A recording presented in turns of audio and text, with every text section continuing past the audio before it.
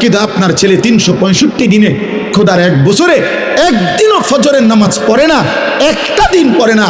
এত বড় জানোয়ার মুসলমানের ঘরে ঘুমায় কেমন? পরে জিজ্ঞাসা করেন না, ওই ছেলেটাকে জিজ্ঞাসা করেন, তুই মানুষ না জানোয়ার? পরে বলতে পারো।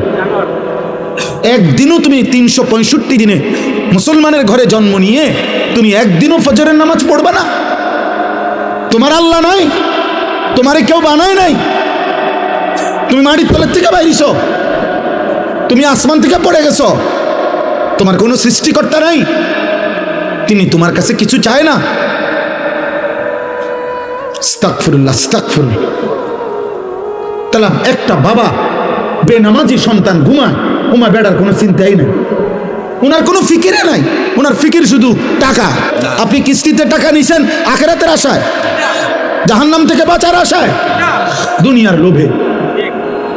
আপনি এটা বুঝছেন আপনার ছেলেটা এখন আমি 12 লাখ টাকা দিলে এটা আমার একটা টাকা উপার্জনের মেশিন, আমি একটা মেশিন বইয়ে এলাম, এরপরে হেঁটে টাকা দিব।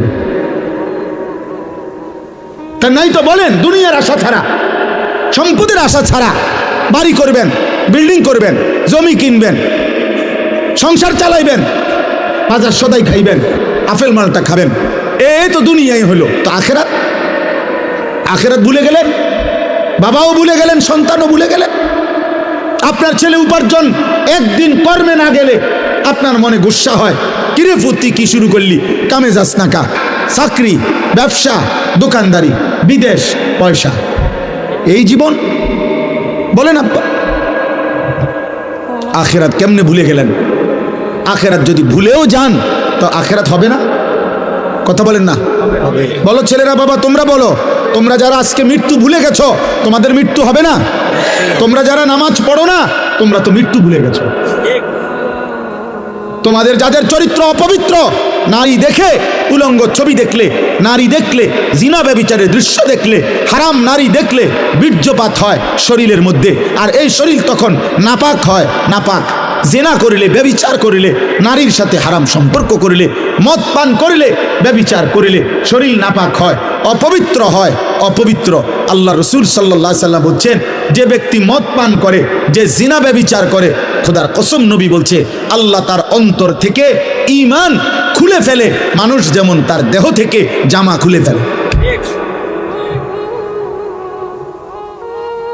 মান জানা ওয়া শারিবাল খামরা নাযা আল্লাহু মিনহুল ঈমান কামা ইয়াখলাউল ইনসানু আল কামিসা মিন রাসিহি।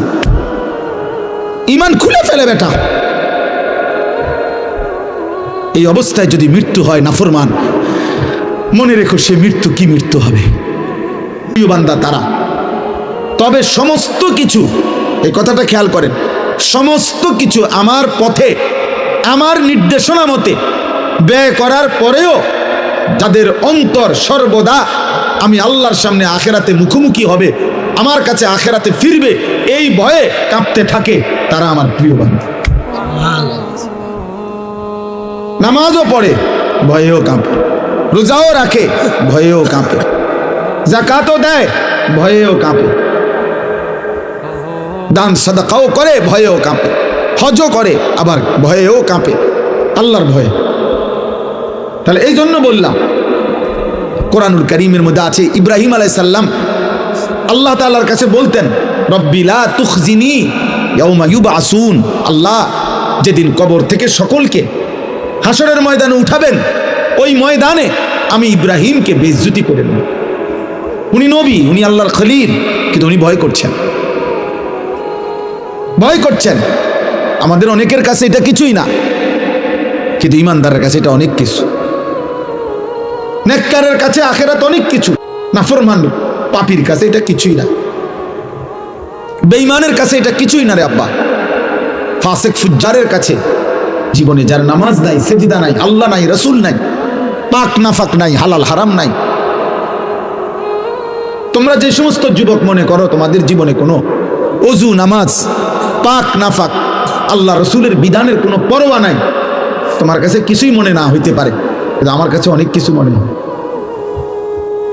আমার অনেক কিছু মনে হয়, ইমানদারের কাছে অনেক ভয় হয়। আমাদের প্রিয় নবী সাল্লাল্লাহু আলাইহি ওয়াসাল্লাম আখিরাতে যার আল্লাহ তাআলা অগণিত মর্যাদা আল্লাহ নিজে যার ঘোষণা দিয়েছেন, নবীজি বলছেন আল্লাহ আমাকে আখিরাতে দুনিয়ার চাইতেও বেশি সম্মানিত করবেন। ওয়ালাল আখিরাতু খায়রুল লাকা মিনাল উলা, আল্লাহ বলছে বন্ধু দুনিয়ার চাইতে আপনার আখিরাত আপনার জন্য খায়ের, অনেক বেশি কল্যাণ হবে। ওয়ালা সাউফা ইউতিকা রাব্বুকা ফাতারদা, আপনাকে আমি আখিরাতে এই পরিমাণ নিয়ামত দেব, পুরস্কার দেব, আপনি সন্তুষ্ট হবেন, আপনি খুশি হয়ে যাবেন। আল্লাহ নবী সাল্লাল্লাহু আলাইহি ওয়াসাল্লাম বলেছেন আনা আউয়ালু খাতিবুহুম, আখিরাতে প্রথম আল্লাহর সামনে আমি মুহাম্মদ কথা বলবো। আনা আউয়ালু শাফিঈন, আখিরাতে আমি আল্লাহর সামনে প্রথম সুপারিশ করব। আনা আউয়ালু মুশাফফাইন, আখিরাতে প্রথম আল্লাহ আমার সুপারিশ কবুল করবেন। বিয়াদি লিওয়াউল হামদ, আখিরাতে আমি আমার হাতে আল্লাহর প্রশংসার পতাকা আমার হাতে থাকবে। জামিউল আম্বিয়া তাহতা লিওয়াই, আখিরাতে সব নবী আমার পতাকার নিচে এসে সমবেত হবে। আল্লাহ রাসূল সাল্লাল্লাহু আলাইহি সাল্লাম বলছেন আমাকে আল্লাহ তাআলা হাউজে কাউসার দান করবে, আমাকে আল্লাহ তাআলা সর্বপ্রথম জান্নাতে প্রবেশ করার অধিকার আল্লাহ আমাকেই দেবে।